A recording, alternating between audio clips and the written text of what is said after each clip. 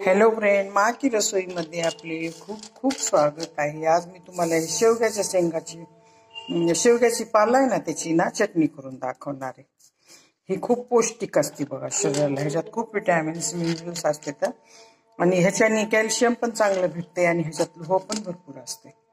आता हे काही हरभऱ्याची डाळ भाजून घेतली। तुम्ही हिनस डाळ नाही भाजायची असेल तर डाळे पण घेऊ शकता बरं का। आता ह्याच्यामध्ये जिरे टाकायचे, जिरे टाकायचे, तर मीठ, मिरची, जिरे, लसूण आणि खोबरे टाकायचे। खोबरं पण मी थोडं भाजून घेणार आहे। सगळं भाजल्यानंतर तुम्हाला दाखवते। शेंगदाणे भाजून सोलून घेतले, तर हे तसंच घेतलंय बरं का, पण ह्याला थोडं गरम करणार आहे, एखाद्या वेळेस निघणार नाहीये। आणि हे कढीपाला ओला घेतलाय, त्याला मी भाजायले। आता ओला कढीपाला घेतलाय, माझ्याकडे वाळलेला नव्हता पण, आणि ओल्याची टेस्ट पण छान येते। चांगला भाजला ना तर चटणी खराब होत नाही। ह्याला चांगलं कोरडं होऊस तर भाजून घ्यायचं चांगलं।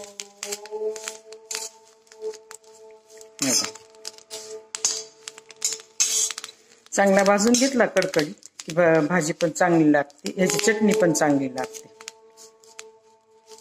ह्याला हिंदीमध्ये मोरिंगा म्हणतात बरं का, सहजन म्हणतात, मोरिंगा म्हणतात। ह्याचे पाने तर चांगले वाळवले होते मी ही 2-3 दिवस, आणि चांगले वाळवून ह्याच्या शिरा ते काढून घेतल्यात बरं का। ह्याला आणखीन ह्या कढीपाल्यामध्ये गरम करायला टाकणार आहे।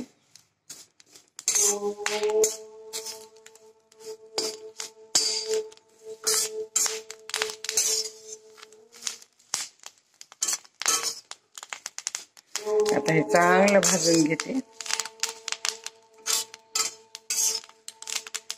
कोरडी होईपर्यंत भाजायचे बरं का, नाहीतर चटणी टिकत नाही, चटणीला बुरशी येते। लसूण सुद्धा थोडा भाजून घ्यायचा। लसूण टाकल्यानंतर कधीच बुरशी येत नाही, पण थोडासा भाजून घ्यायचा। आता हे पानं चांगले कोरडी होईपर्यंत मी भाजणार आहे ह्याला।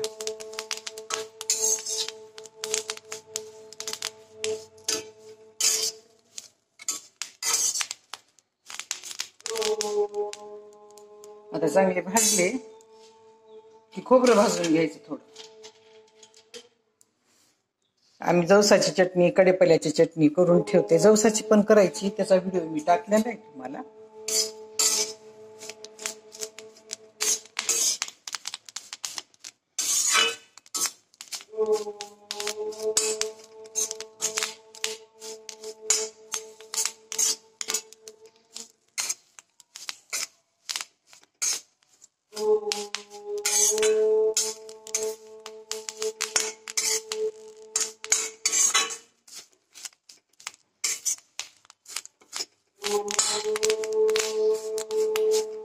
आता हे चांगलं भाजून घेते एकदा, आणि परत चटणी करताना तुम्हाला दाखवते। तणावादे ऑनलाइन मंगाते वीडियो केवाला पण कोण मागितला। हॅलो फ्रेंड, मा की रसोईमध्ये आपले खूप खूप स्वागत आहे। आज मी तुम्हाला शेवग्याच्या पानाची चटणी करून दाखवते। काही शेवग्याचे पान येते, हे शेंगदाणे येतं, हे भाजलेली उडदाची डाळ आहे, हे भाजलेला कढीपाला आहे बरं का, ताजा होता म्हणून भाजलाय, तरी पण इतका भाजलेला नाही, पण भाजून घेतलाय, ताजा होता म्हणून। आणि हरभऱ्याची डाळ आहे भाजून घेतलेली, ह्याच्याऐवजी तुम्ही डाळे पण वापरू शकता बरं का। आणि हे मोरिंगा आहे, मी ह्याच्यामध्ये आज तीळ टाकले नाही, तुम्ही तीळ टाकू शकता। आणि खोबरं घेतले मी भाजून, खोबरं चांगलं भाजून घेतले।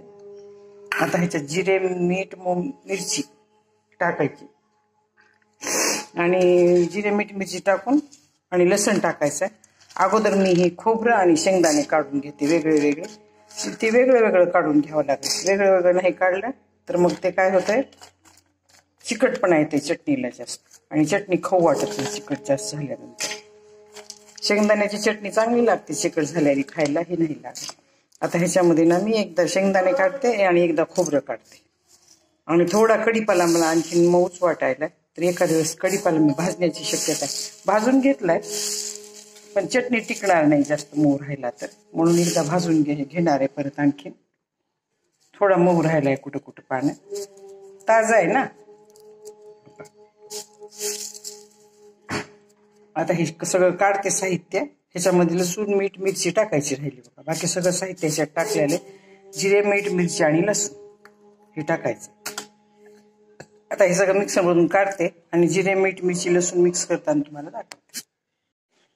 हे काय दोन्ही डाळी मिक्स करून दळल्यात. खोबरं आणि शेंगदाणे इथं दळून ठेवलंय आणि हे मोरिंगा पावडर आणि कढीपाला आहे बरं का. हे सगळं मिक्स करायचंय. ह्याच्यामध्ये लसण टाकलाय, दोन मोठे कांदे लसण टाकलाय, मिरची टाकली आणि मीठ टाकले, जिरे टाकले. आपल्या आवडीप्रमाणे सगळं टाकायचं, तुम्हाला जसं आवडेल तसं टाकायचं बरं का. मी हिरवी मिरची अशी वाळवून ठेवलेली, ती हिरवी मिरची टाकली. हिरवी मिरची खूप टेस्टी लागते भाजीमध्ये, हे चटणीमध्ये, म्हणून मी हिरवी मिरची टाकली. मी वाळवून हिरव्या मिरच्या वाळवून आणि त्याची पावडर करून ठेवलेली आहे. त्याची पण रेसिपी मी टाकलेली आहे बरं का.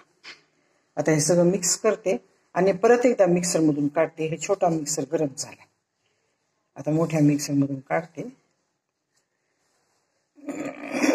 मिक्स करून डब्यात भरते मी आता ही चटणी.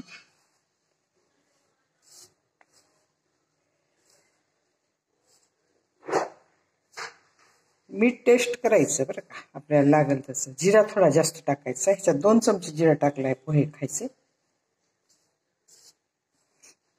आणि ह्या चमच्यानी 3 चमचे मीठ टाकले. तुमच्या आवडीप्रमाणे तुम्ही टाकू शकता. तिखट थोडं कमी टाकलंय मी, जास्त नाही टाकलं. आणि हिरवी मिरचीचं तिखट टाकलंय म्हणून ही चटणी तुम्हाला लाल दिसत नाही. आता मोठ्या मिक्सरमधून एकदा ह्याला मिक्स करते आणि ठेवते.